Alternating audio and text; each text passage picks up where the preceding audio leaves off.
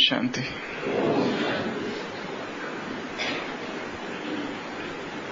आज सुबह की मुरली में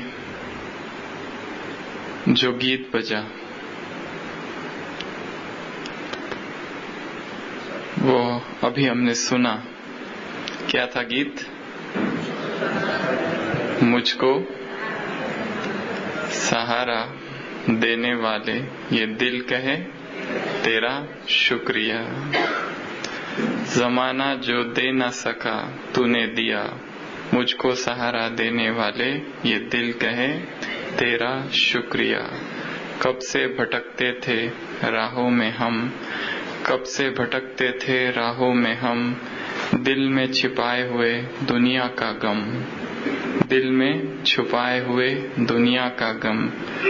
जब से हुआ है हम पे तेरा करम, हो जी खुशी से दीवाना, देखो नाचे जिया। समझ में न आया क्यों मैं बदले में, क्या मैं दूं बदले में, समझ में न आए।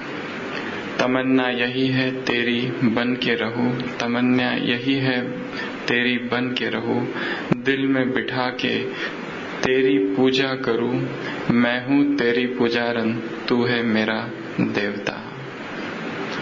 बहुत सुंदर शब्द है, फिल्म का गीत है। बाबा ने मुरली में भी कहा है, भक्ति मार्ग के गीत हम ज्ञान मार्ग में लेते हैं। मुझको सहारा देने वाला।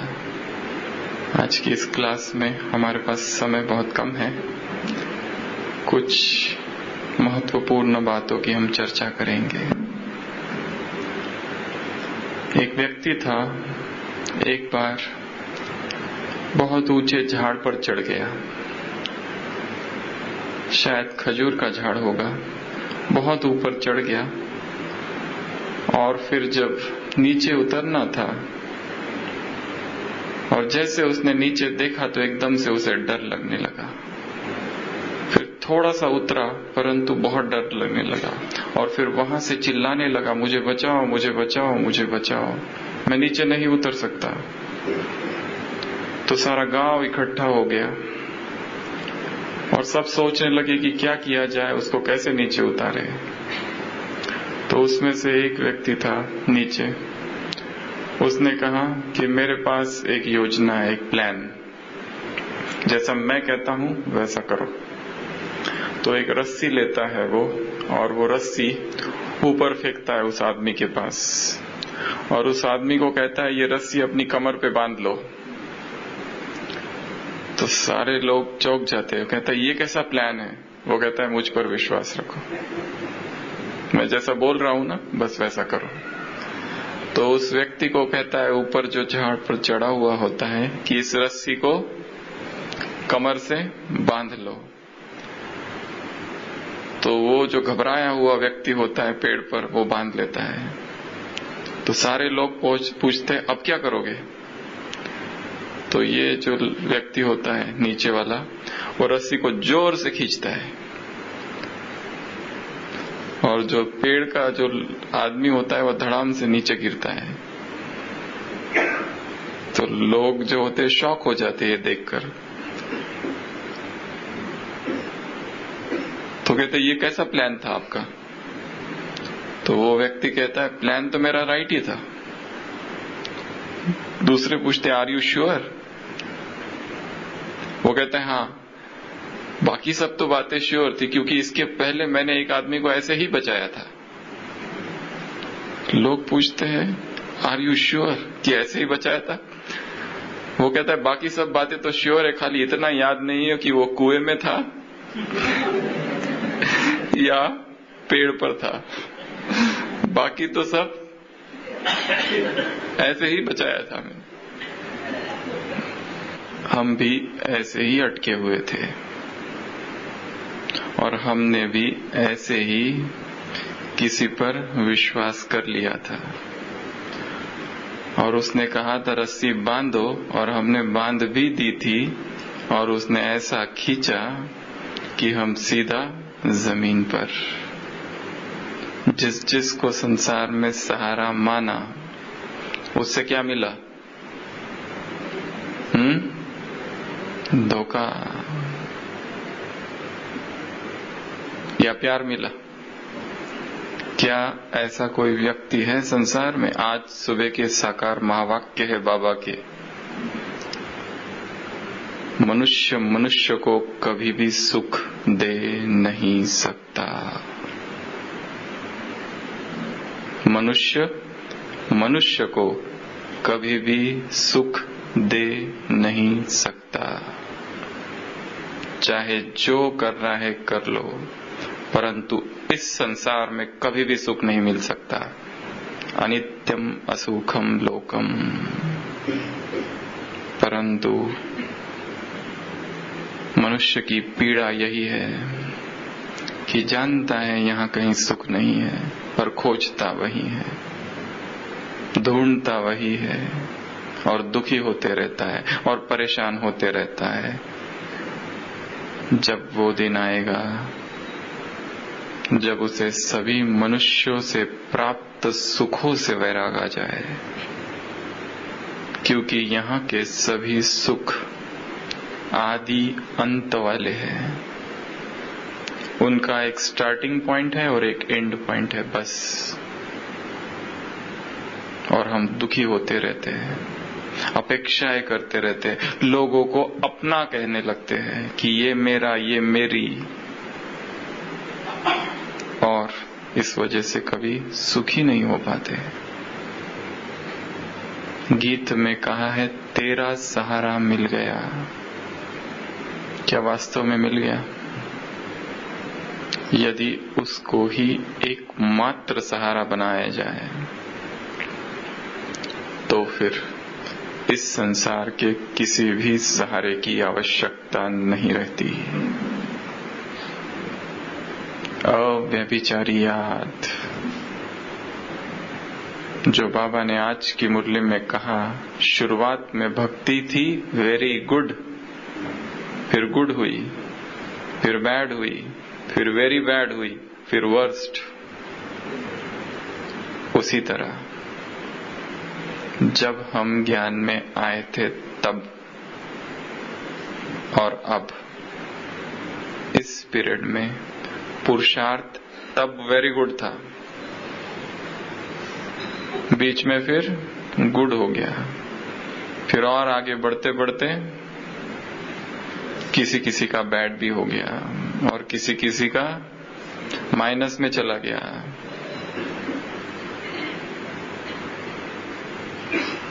ऐसा हमारे साथ तो नहीं हो रहा है। संसार में हलचल है चारों तरफ। इस हलचल के वातावरण में स्वयं को अचल रखना, स्वयं को स्थिर रखना, स्वयं को ज्ञान युक्त रखना, योग युक्त रखना तपस्या है।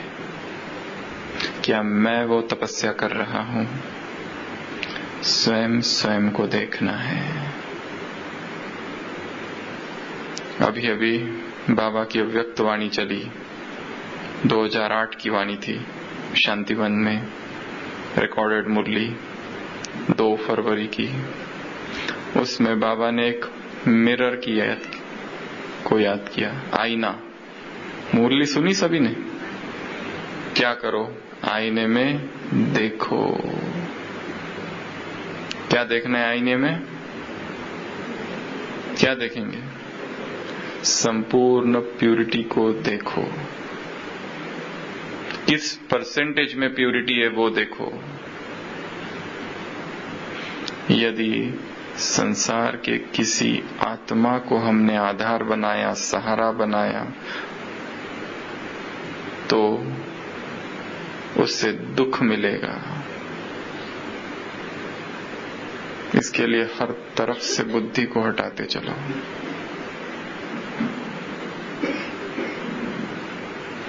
तीन परख बताई बाबा ने पवित्रता की। कौन कौन सी 3 परख? दृष्टि, वृत्ति और कृति। दृष्टि आत्मिक, वृत्ति शुभ भावना शुभकामना, और सबसे महत्वपूर्ण जो बात बताई वो थी कृति, और कृति में भी ना दुख लेना ना दुख देना, ना सुख लेना है और सब दूसरों को सुख देना है।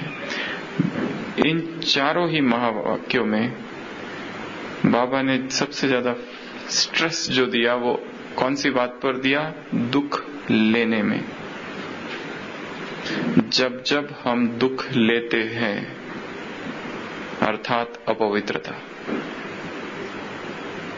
जब जब हम दुखी होते हैं, बाबा ने कहा दुख की फीलिंग आती है, कोई आए वो दुख दे रहा है, कोई आए वो इंसल्ट कर रहा है, परंतु लिया किसने? हमने। ये जो सॉरो एब्सॉर्प्शन है, यहाँ आत्मा खींच लेती है दुख को, और दुख को खींचकर उसका चिंतन करती है, उसका मनन करती है, उसमें रहती है, वो दुख धीरे धीरे अंदर अंदर समाया जाता है। यदि ब्राह्मण बनने के बाद, यदि भगवान मिलने के बाद, यदि यह श्रेष्ठ परिवार मिलने के बाद, यदि इतना श्रेष्ठ ज्ञान मिलने के बाद भी आत्मा में चाहे किसी भी कारण से दुख आता है, तो इसको क्या समझना चाहिए? अपवित्रता।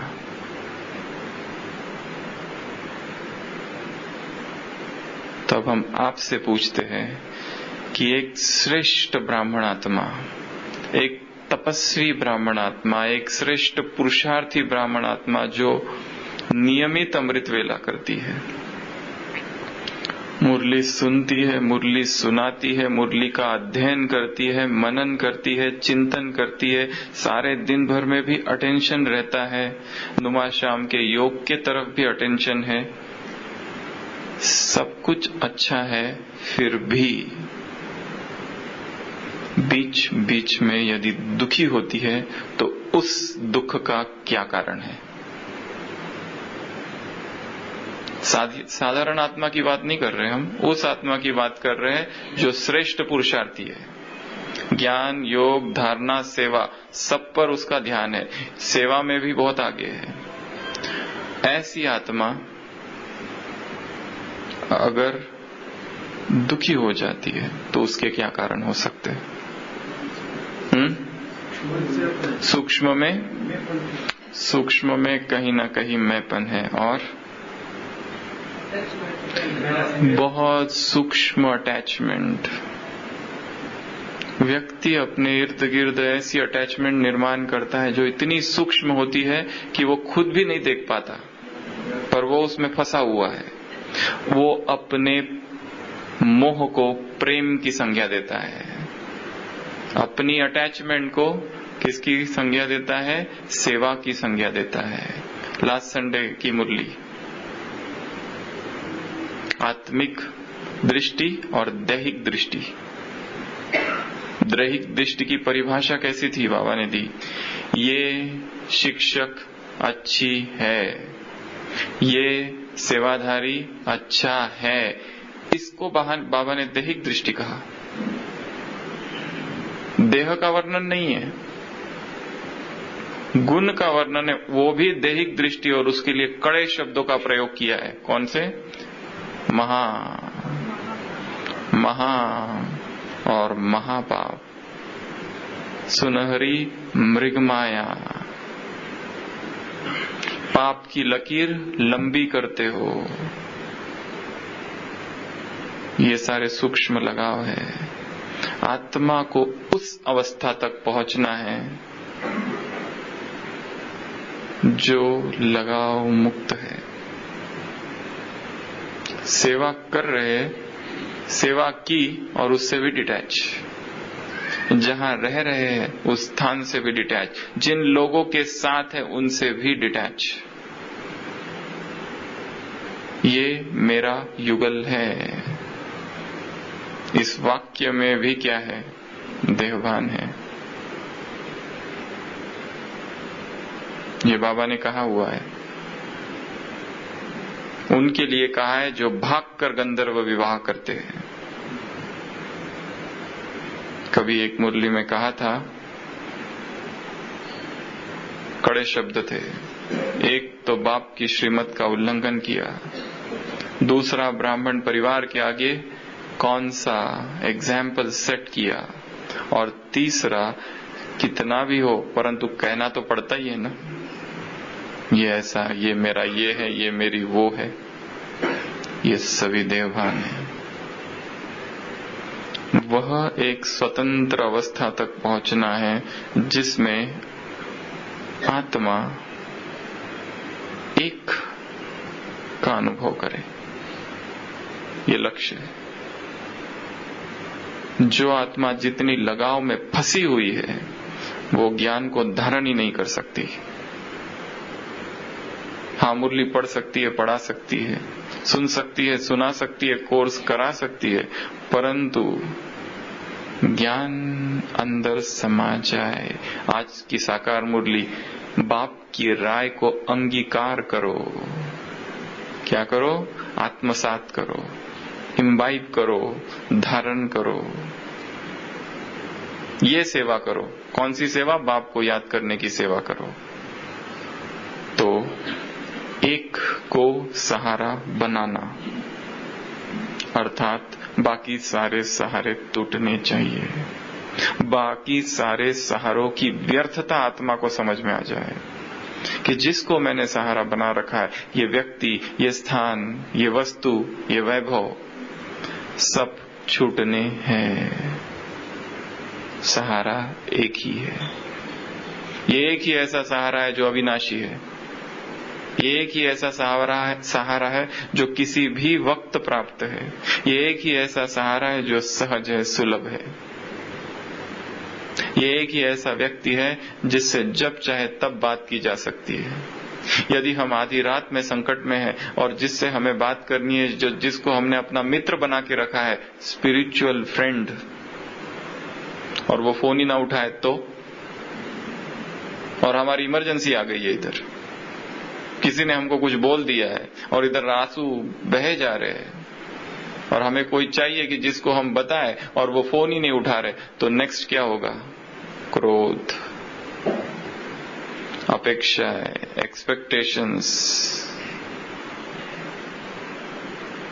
इसके लिए संडे की मुरली में कहा था, एक विकार बाकी सभी विकारों को जन्म देता है। एक आ गया तो उसके पीछे सब आएंगे।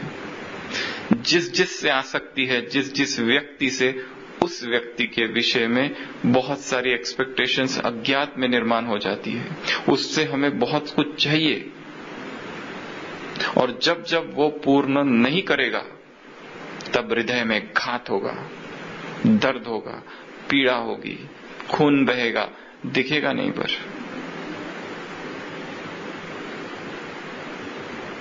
मीरा रोए चुपके चुपके, मेरो दर्द न जाने कोई। किसको बताए? पर दर्द है। ये ईश्वरीय दर्द नहीं है, आसक्ति का दर्द है, मोह का दर्द है।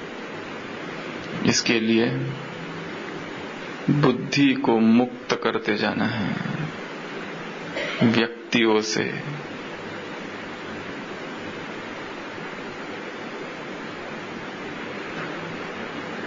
यदि नहीं किया तो दुख झेलने की तैयारी रखो फिर।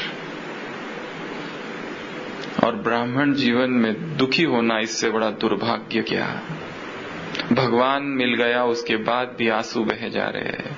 भगवान मिल गया उसके बाद भी चैन नहीं, सुख नहीं। भगवान मिल गया उसके बाद भी वो जो कह रहा है उससे हम काफी दूर हैं। वो जो मुरली हाथ में है वो केवल हाथ में है और डायरी में है और लिख रहे हैं या सुन रहे हैं। वो जीवन का अभिन्न अंग नहीं बना है। जब तक जीवन श्रीमत न बन जाए, जब तक श्रीमत जीवन न बन जाए, तब तक ये साधना है। इसलिए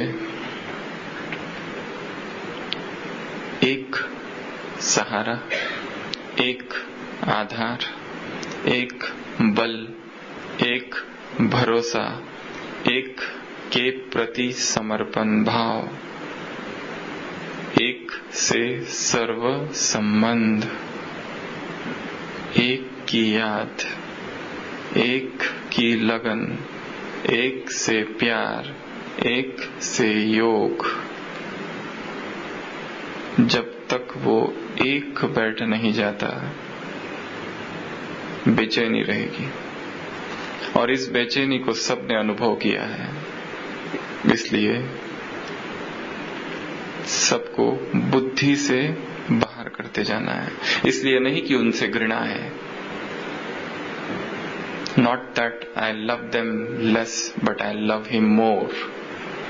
इसलिए नहीं कि उनसे प्यार कम है, परंतु उससे प्यार ज्यादा है। इसलिए तो मुरली में जो पॉइंट थी कि दुख नहीं लेना है। हमने आपसे प्रश्न पूछा था कि महान आत्मा, श्रेष्ठ आत्मा, पुरुषार्थी आत्मा भी इस पुरुषार्थ के पथ में कभी कभी दुखी हो जाती है। उसके क्या कारण है? माताओं की तरफ से दुखी होने के क्या कारण है? न चाहते हुए, चाहते हम नहीं है, सब कुछ कर रहे हैं पर फिर भी दुखी हो रहे हैं। मोह है, बोल दिया, और देहाभिमान से छोड़ के दूसरे उत्तर तो कुछ, एक्सपेक्टेशंस बहुत है, और क्या है? कहीं ना कहीं सूक्ष्म में श्रीमत का उल्लंघन हो रहा है। एक मुरली में बाबा ने कहा था, जब जब तुम आत्मा को नहीं देखते एक एक पाप करते हो। एक बार देह देखा, एक पाप।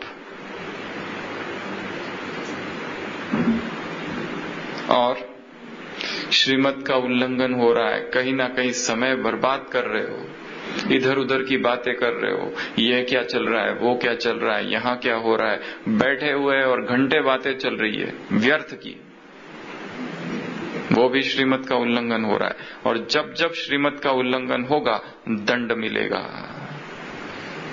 और दंड होगा अमृत वेला लेट, दंड होगा अमृत वेला साधारण, दंड होगा अमृत वेला नींद, दंड होगा मुरली में रस नहीं, दंड होगा मुरली कुछ याद नहीं, सुन ली, पढ़ ली, परंतु पता कुछ नहीं। ये दंड है। दंड होगा खुशी गायब, अचानक कोई आया और खुशी हर कर ले गया। क्यों? हम सोच रहे हमारा तो सब ठीक चल रहा है, परंतु किसी ना किसी श्रीमत का उल्लंघन किया है जरूर। और दूसरा कौन बताएगा? दूसरा यदि कोई बताने जाए तो क्रोध आएगा उस पर।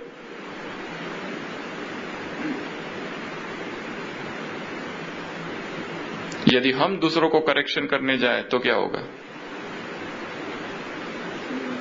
वो स्वीकार कर लेगा। अज्ञानियों को ज्ञान सुनाना आसान है, ज्ञानियों को ज्ञान सुनाओ तो सीधा एलर्जिक रिएक्शन होती है। ज्ञानियों को ज्ञान नहीं सुनाया जा सकता है। दादी जानकी कहती है, यदि ब्राह्मण परिवार में शत्रु निर्माण करने हैं तो करेक्शन देना चालू करो दूसरों को, तो तुरंत शत्रु निर्माण हो जाएंगे। दूसरों को जाके बताओ तुम योग में सो रहे थे आज, वो ढूंढेगा तुम कब सोते हो, ऐसे थोड़ी छोड़ देगा।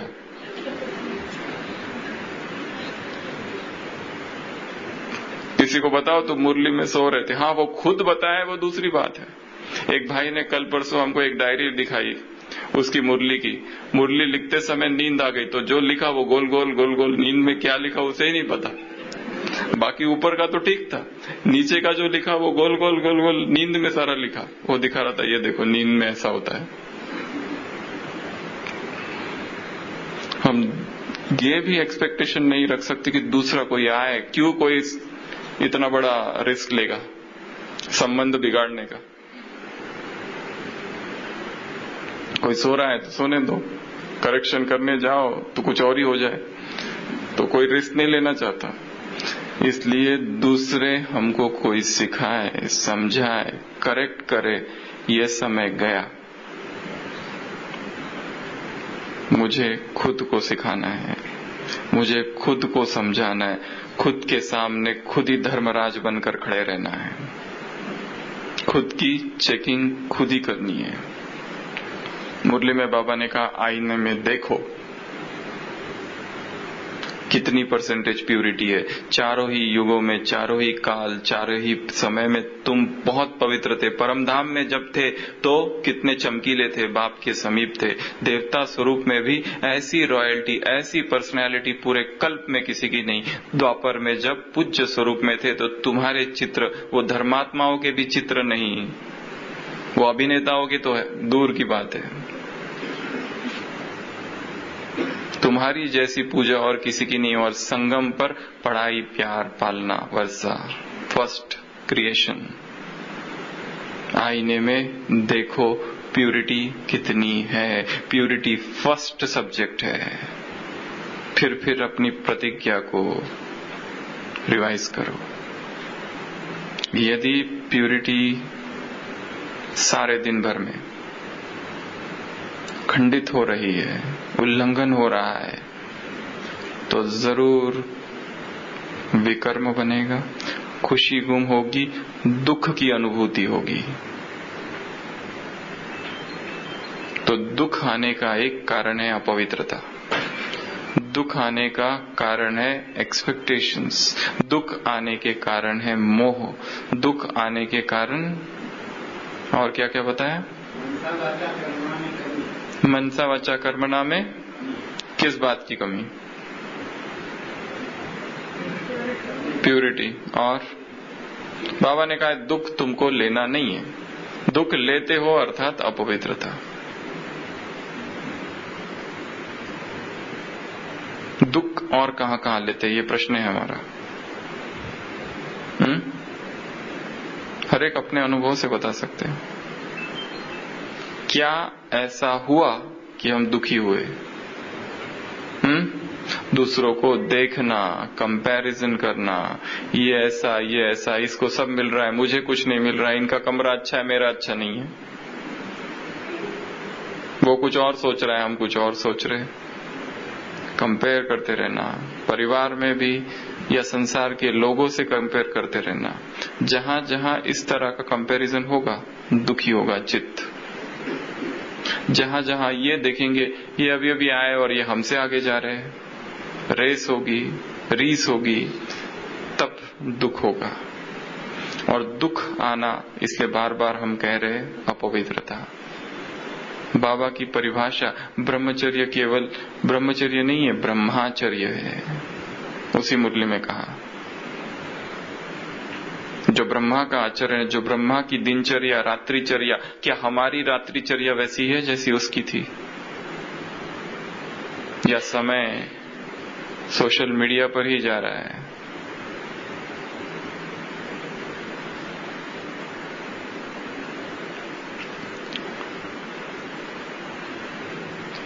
एक से बुद्धि अगर हटती है, आज सुबह की साकार मुरली में एक दूसरा वाक्य है, यदि बुद्धि बाप से हटती है तो वापस संसार से हटा के बाप पर लगाओ। जब जब संसार की तरफ जाए वहां से हटाओ और इधर लगाओ, जब जब व्यक्तियों की तरफ जाए वहां से हटाओ और इधर लगाओ, जिन की तरह। अव्यभिचारियात। तो समय बहुत कम है और करना बहुत ज्यादा है। जितने ज्यादा बंधनों में आत्मा फंसी हुई होगी उतना ही उसको दर्द होगा अंत में।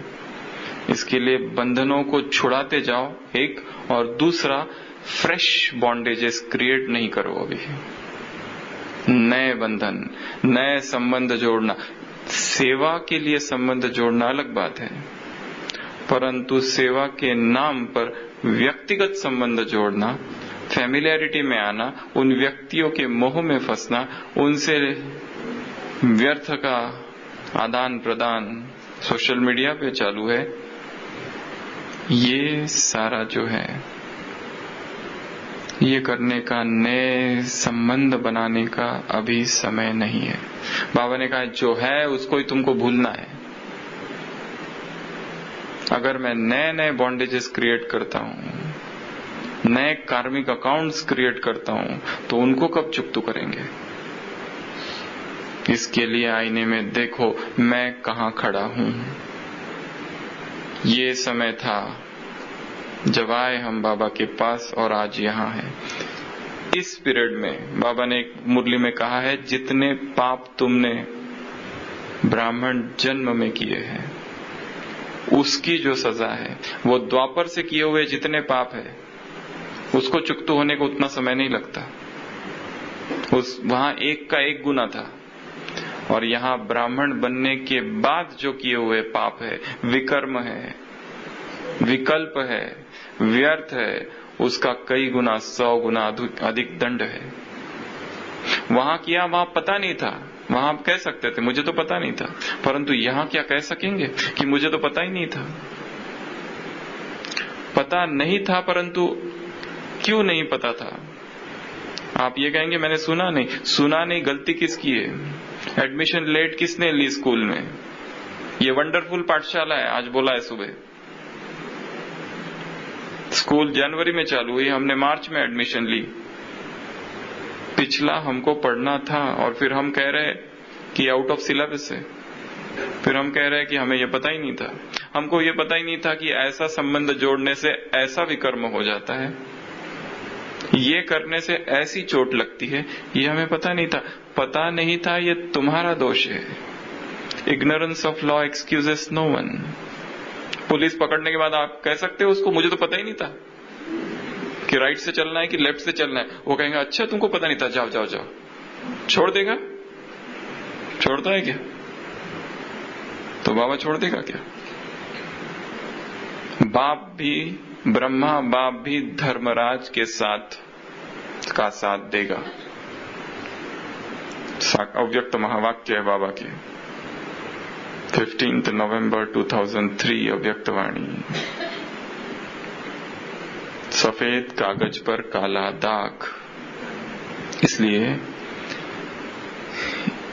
एक को बिठाया है और जितनों से आसक्ति, अटैचमेंट, मोह, लगाव, झुकाव, बातें, फोन पर बातें, नई माया, घंटों घंटों बातें चल रही है। क्या बात कर रहे हैं उनको ही पता है। 3 मिनट से ज्यादा बात करने की आवश्यकता नहीं है। हाँ वो सेवा का समाचार है, हाँ वो सेवा से संबंधित है, वो दूसरी बात है। हाँ वो अगर ज्ञान की चर्चा है, शुद्ध ज्ञान की चर्चा, तो ठीक है। परंतु यदि व्यर्थ का चल रहा है, अपना दुखड़ा सुना रहे हैं, वो उधर से सुना रहा है, हम इधर से सुना रहे, 2 भिखारी आपस में मिले, क्या सुखी कर पाएंगे? समृद्ध बना पाएंगे तो एक दूसरे को? एक शिकारी जंगल में गया और जंगल में रास्ता भटक गया। 3 दिन तक भटकता रहा, एक ना पंछी मिला ना मनुष्य मिला। इतना क्या करूं और क्या नहीं, ऐसे उसको हो गया। कोई तो आकर मुझे राह बताए, मार्ग बताए। भटकता रहा, जंगल में कुछ नहीं दिखाई दे रहा, और अचानक देखता है कि एक दूसरा व्यक्ति पेड़ के नीचे बैठा हुआ है। वो भागता है और दोनों मिलते हैं और दोनों को बहुत खुशी होती है, क्योंकि वो जो दूसरा व्यक्ति होता है वो भी भटका हुआ होता है। पर खुशी तो होती है, पर अभी दोनों मिलके रोते हैं।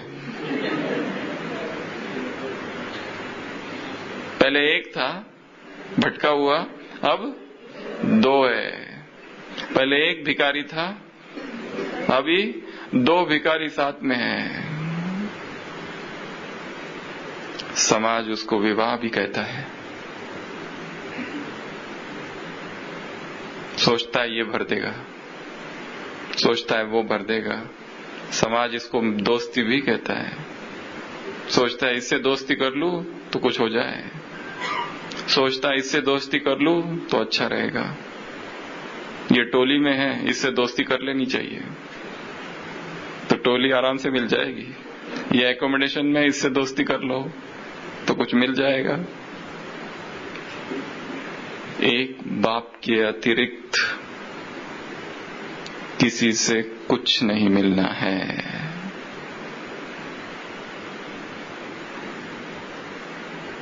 सब तरफ से बुद्धि को हटा देना।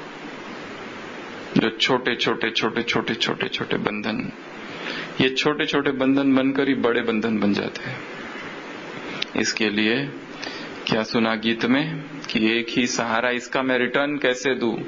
रिटर्न गीत में ही कहा है, तेरा बनकर, सदा के लिए तेरा बनकर, और किसी का नहीं। एक से विवाह, एक से शादी, ऐसी सुहागिन सदा सुहागिन।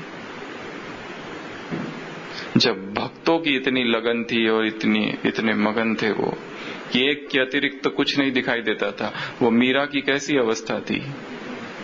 समाज विरोधी, सारे लोग विरोधी, परंतु एक से प्यार। क्या ऐसी हमारी अवस्था हो सकती है? अगर नहीं हो रही है तो क्यों? जैसे विकार के लिए कहा जाता है कि विकार जब व्यक्ति के पास नहीं है, नहीं मिलता है तो बेचैन रहता है, मिलता है तो फ्रस्ट्रेशन, दोनों तरफ से फंसता है। जब नहीं है तो बेचैनी, कोई ड्रग एडिक्ट है, कोई स्मोकिंग एडिक्ट है, अल्कोहल एडिक्ट है, अल्कोहल नहीं मिल रहा है, दारू, तो बेचैनी होती है कि मिल जाए मिल जाए मिल जाए, और जैसे ही मिलती है और पीता है, और पीने के बाद तुरंत डिप्रेशन, पश्चाताप, दुखी होता है, सोचता है ये मैंने क्या कर दिया, नहीं करना चाहिए था। परंतु कुछ समय के बाद फिर से वही चक्र, फिर से वही चक्र। जब नहीं है तो बेचैनी, और जब मिल जाए तो दुख। ये विकारों का भी यही स्वभाव है। इस चक्र से ही बाहर निकाल देना है स्वयं को। और विधि है शक्तिशाली अमृत वेला। जिन जिन का अमृत वेला अब भी शक्तिशाली नहीं है, जिन जिन का अमृत वेला अभी भी डगमगा रहा है,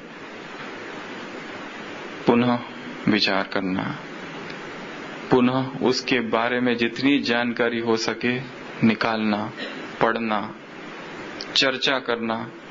और हमने लास्ट टाइम भी कहा था कि हर एक छोटा सा ग्रुप बनाए अपने घर में, 2 लोग चाहिए एक ग्रुप के लिए, अगर घर वाले ज्ञान में है तो। और रात में सोने से पहले जो दिन की साकार मुरली है सुबह की, उसकी चर्चा कर कर ही सोना। आज बाबा ने मुरली में यथार्थ हैंडलिंग पावर, इसके बारे में कहा था। तुमको क्या लगता है? चर्चा करो आपस में, 2 लोग मिलके, हैंडलिंग पावर क्या होती है, उसमें भी यथार्थ हैंडलिंग पावर क्या है, एक्यूरेट हैंडलिंग पावर, इसके विषय में क्या कहा, कौन सी सूक्ष्म शक्तियों को वश में करने को कहा, तो हैंडलिंग पावर आ जाएगी। ऐसा क्यों कहा, क्या, क्यों, कब कहा, किसने, ये सारे प्रश्न आने चाहिए। Why, which, where, what, how, when, ये सारा चिंतन के है, चिंतन के लिए बहुत जरूरी है। और रोज रोज रोज इस तरह से मुरली का मनन, अध्ययन, चिंतन जब होगा तो ही बुद्धि में मुरली गूंजेगी, चलेगी, टपकेगी। नहीं तो नहीं, नहीं तो परिस्थितियां इतनी बदलने वाली है, एक दिन में 100 बातें होती है। कोई कुछ करेगा, कोई कुछ करेगा, कोई कुछ करेगा, कोई कुछ। और यदि हम अपने ज्ञान के चिंतन में स्थिर नहीं है तो हम भी ऐसे ही ऐसे होते रहेंगे। हलचल सब जगह है, अंदर भी बाहर भी। हमें स्थिर रहना है, इसके लिए 2 लोगों की आवश्यकता है।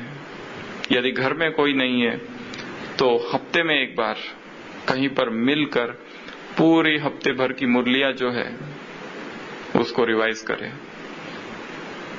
एक दूसरे से प्रश्न पूछे, क्या है, क्या करना चाहिए, पॉइंट्स क्या है, कुछ लिखे। जैसे आज की मुरली में ये वंडरफुल पाठशाला है, क्यों वंडरफुल पाठशाला है, लिखो पॉइंट्स, क्यों ऐसा कहा, इस पाठशाला की क्या क्या विशेषता है, कम से कम 10 पॉइंट्स लिखो, ये क्यों कहा।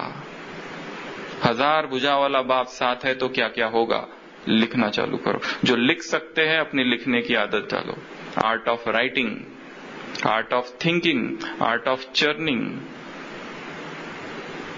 कलाओं को विकसित करना स्वयं में, सारी आर्ट्स अभी संगम पर, तो ही बुद्धि व्यर्थ से मुक्त रहेगी। तो समय पूरा हो रहा है, पूरा हो रहा है अमृत वेला भी करना है, तो बहुत कम समय था हमारे पास। आते समय हम दादी से मिले, जानकी दादी से, काफी देर तक बैठे थे। हम देख रहे थे दादी को भी साक्षी होकर, दादी कितना साक्षी है हर चीज से।